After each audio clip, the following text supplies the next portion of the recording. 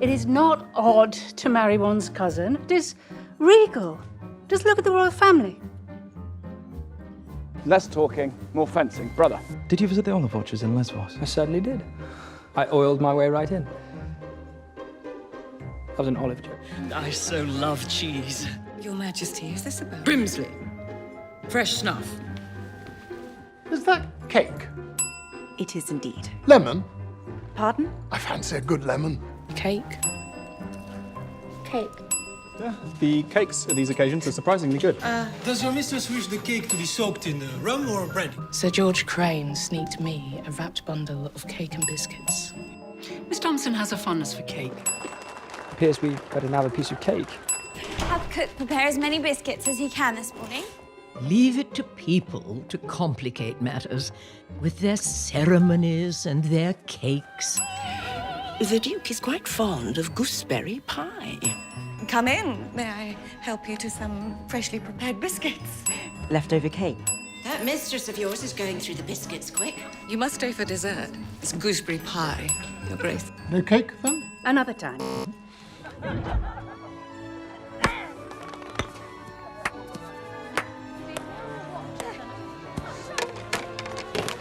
Oh, are those marbles? What fun. Now there's a chickabiddy if ever I saw one. Farley, not helping. You've bungled this entire affair. That smile will be the last thing we see after he installs some beef-witted chit into our drawing room and ousts me out of my very own home. Let's see how pleasing you find it then. I thought her a prim young lady barely out of leading strings, not to mention the sister of my best friend, and so romance was entirely out of the question. Is Miss Thompson so high in her instep that she's unable to don her own slippers? Arrogant, most definitely. You are a rake. Through and through. And tell me I'm wrong. If they're good enough to fool that nibbling owl of a man, then we may well make it through the season yet. Go on, Gillespie! Plant and face her! It truly was a magnificent soiree, Lady Danbury. We are most grateful. Delightful evening, Mamma. It is a delightful ball, Your Majesty. Very diamondly. Though I must admit, I'm more of an emerald person myself. I would rather move to Cornwall than compete with Cressida. Cornwall, perhaps. Cornwall? You know what is vile?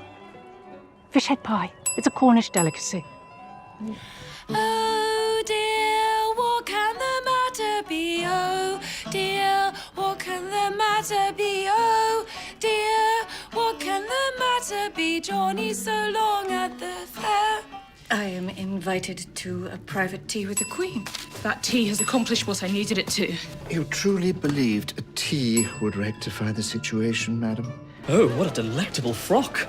Almost the exact shade of double Gloucester your mother served at tea this afternoon. My mother's been wanting to come and enjoy another tea at Bridgerton House for some time, my lord. Tea, 3 spoons of sugar, and perhaps some sandwiches too, thank you. Miss Partridge requires large amounts of sugar for her morning tea. We are to invite Lady Birkbeck over for tea, Mrs. Wilson. Kate, perhaps you might find that tea. It is not tea that I want! Oh, you could not think I would ask that woman for tea without a thought for you, could you? Your tea grows cold. I hardly think a tea will distract me. And the Merryweather tea, too. Back to taking the tea, are we? Tea, my dear. Tea with visitors. This most excellent tea. Joining us for tea, Anthony. Tea, Mr. Bridgerton. Some tea, my lord? Would you like some tea?